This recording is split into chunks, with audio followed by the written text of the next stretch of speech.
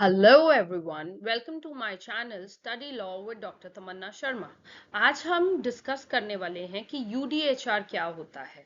UDHR का क्या role है ह्यूमन राइट प्रोटेक्शन में। जैसे कि आपको पता है ह्यूमन राइट्स वो राइट्स होते हैं जो कि इनहेरेंट बाय बर्थ होते हैं।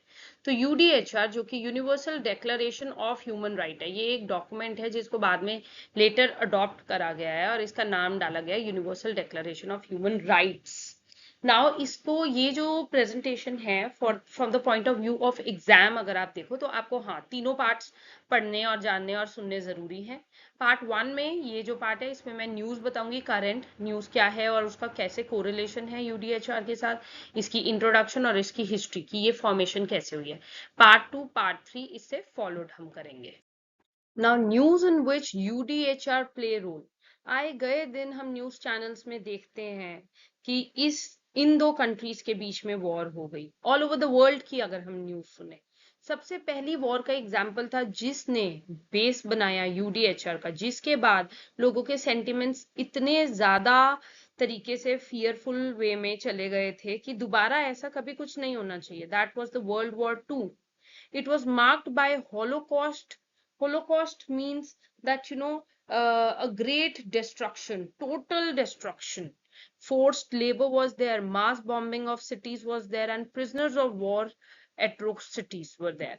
Now, what happened? World War II का इतना ज्यादा इम्पैक्ट था कि वर्ल्ड ने कहा ये चीज अब दोबारा होनी नहीं चाहिए। तो इसलिए कहीं हमारे इस डॉक्यूमेंट की फॉर्मेशन हुई जो कि यूडीएचआर के नाम से बाद में फेमस हुआ। नाउ एवरी टाइम जब भी हम न्यूज में देखते हैं कि आर्म्ड कॉन्फ्लिक्ट शुरू हुआ है किन्हीं भी दो कंट्रीज या मल्टीपल कंट्रीज के बीच में, it is not only nation that suffers, it is ordinary human being who also suffer along with it.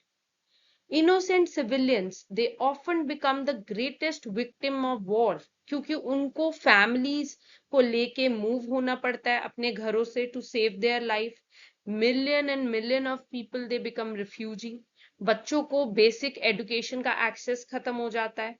खाना, clean water, shelter, health care, हर चीज मिनिमाइज्ड हो चुकी होती है due to the situation of war. And top of all, right to live with dignity, ये question पे आ जाता है।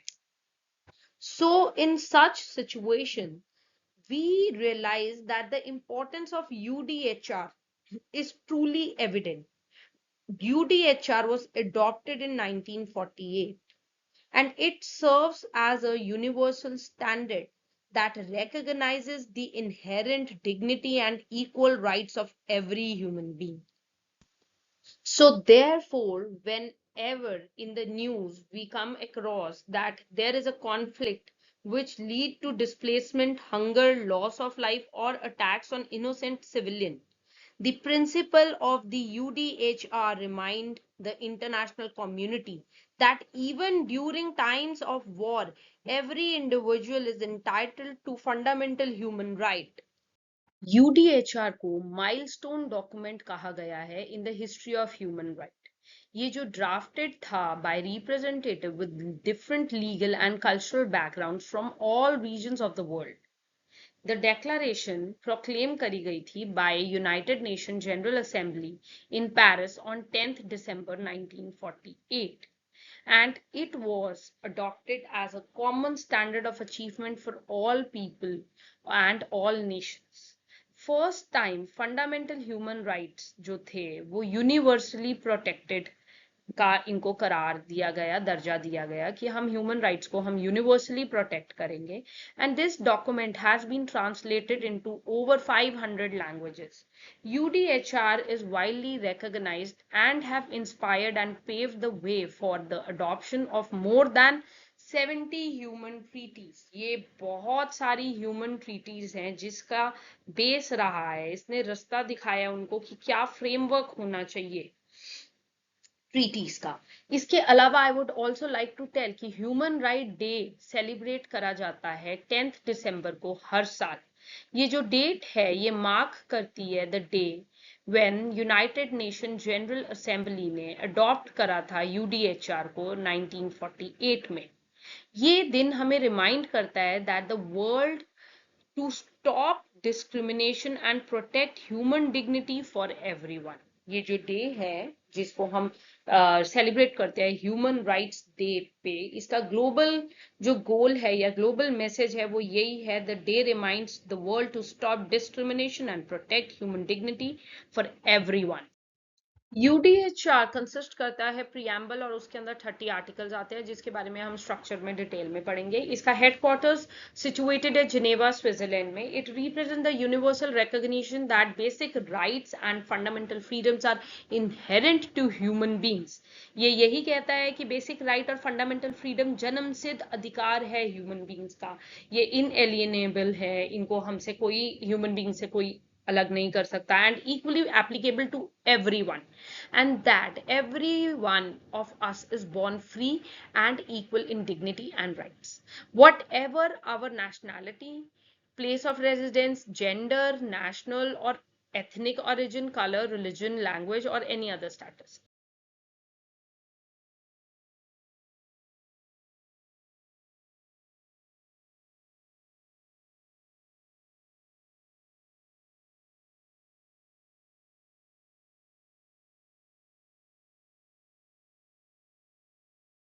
Starting with the history of declaration, that is background क्या है, ये डेवलप कैसे हुआ यूडीएचआर।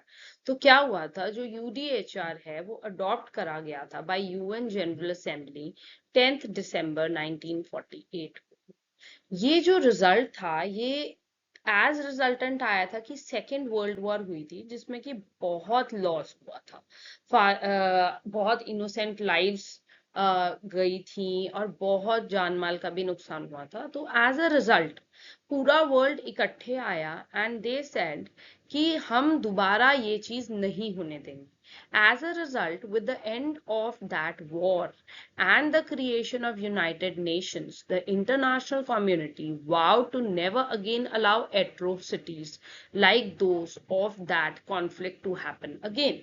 लोगों ने कहा कि दोबारा वर्ल्ड वॉर टू जैसी खतरनाक चीज होनी ही नहीं चाहिए, इसलिए ह्यूमन राइट्स आए।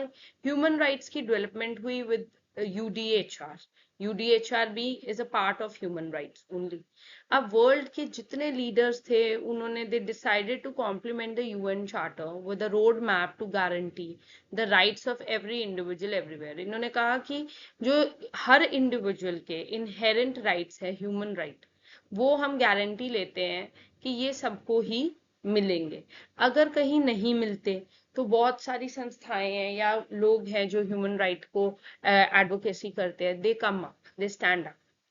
Now, this document they considered, and which would later become the Universal Declaration of Human Rights, was taken up at the first session of General Assembly in 1946. सबसे पहली बार General Assembly 1946 में इसको लिया गया था।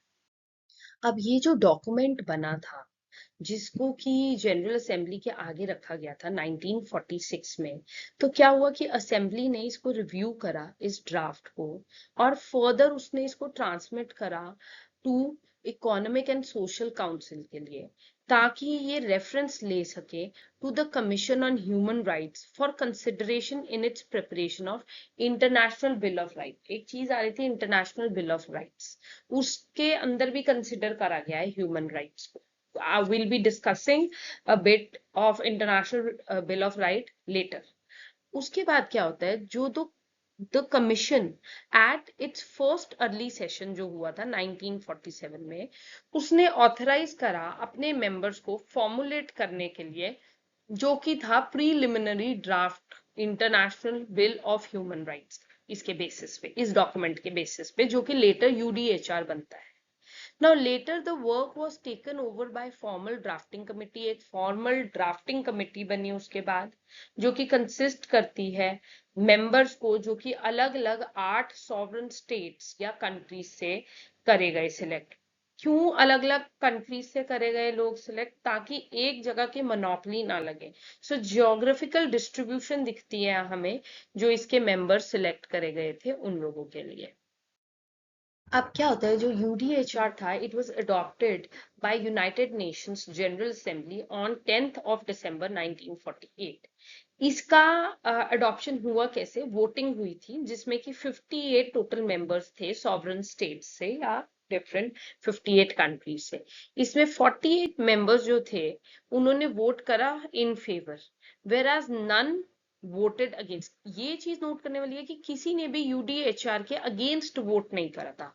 8 लोगों ने एब्सटेन करा था, दो countries, when I'm saying log, that represent countries या sovereign states, so 48 members जो थे उन्होंने वोट करा फेवर में, 8 ने एब्सटेन करा एंड 2 एब्सेंट थे। अब इसकी जो डिटेल है जिन्होंने वोटेड इन फेवर करा, अफगानिस्तान, अर्जेंटीना, ऑस्ट्रेलिया, ये मैंने नीचे लिस्ट दी हुई है, आप पढ़ सकते हैं। एब्सटेन करा 8 कंट्रीज ने, इनके नाम भी दिए हुए हैं मैंने, सऊदी अरेबिया हो गया, साउथ अफ्रीका हो गया, just go through. And 2 were there जो एब्सेंट ही हो गए, they did not want to vote, Yemen and हॉन्डुरस।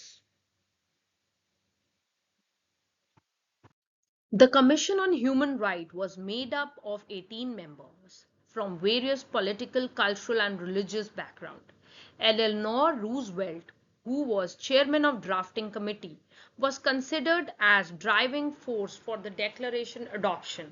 With her, there was her team, in which Rene Cassin of France was included, who composed the first draft of declaration. The committee reporter Charles Malik of Lebanon, who investigated the problems, compiled reports and present findings. Then there was Vice Chairman Peng Chang of China and John Humphrey of Canada, director who was the director of UN's Human Rights Division, who prepared the declaration blueprint. जो first draft था declaration का वो propose करा गया था सितंबर 1948 में, और 50 plus member states या सॉवरेन स्टेट्स ने इसमें पार्टिसिपेट करा था फाइनल ड्राफ्टिंग में। अब 10 दिसंबर 1948 को जनरल असेंबली मीटिंग होती है पेरिस में, जो कि जहां पर कि अडॉप्ट करा जाता है universal declaration of human right को, विद 8 नेशंस एब्सटेनिंग का मतलब होता है to stop yourself from doing something. पर किसी भी नेशन ने वोट अगेंस्ट नहीं करा था यूडीएचआर की एडॉप्शन के, but there were two states which were absent, and whereas the 8 they were abstaining. Now, despite a world divided into eastern and western blocks, nations इकट्ठे आए to create the UDHR in under 2 years. 2 साल के time में ये compose किया गया था document, with the people, with the members representing different nations. So ये प्रूव करता है that human rights can unite humanity beyond ideology. जब भी हम यूडीएचआर के बैकग्राउंड या हिस्ट्री की बात करेंगे तो हम ड्राफ्टिंग कमेटी की बात जरूर करेंगे। फरवरी 1947 में अ ग्रुप था जो कि कंसिस्ट करता है Eleanor Roosevelt, who was chairperson of Commission of Human Rights, then Pen Chun Chang and Charles Malik. They began drafting the International Bill of Human Rights. UN and UDHR का पहला जो preliminary draft था उसको तैयार करने की जिम्मेदारी John Humphrey को सौंपी गई। इसके बाद 27 मार्च 1947 को ड्राफ्टिंग कमेटी को एनलार्ज करा गया। Australia, China, Kyle, France, Lebanon, the United states, the United kingdom and the union of Soviet socialist republics जैसे देशों के प्रतिनिधियों को इसमें शामिल किया गया। तो इस तरीके से विभिन्न देशों के सहयोग इकट्ठा होने से यूडीएचआर तैयार हुआ।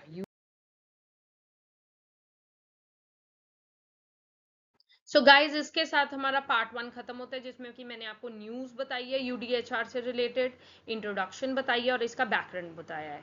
अगर गाइज आपको ये वीडियो अच्छी लगी और यूजफुल लगी और मेरा पढ़ाने का तरीका भी ठीक लगा तो प्लीज कमेंट करके बताइए, और अगर आपको कुछ भी लग रहा है कि आई कैन इम्प्रूव ऑल्सो वो भी कमेंट करके बताइए। I will love to improve my self.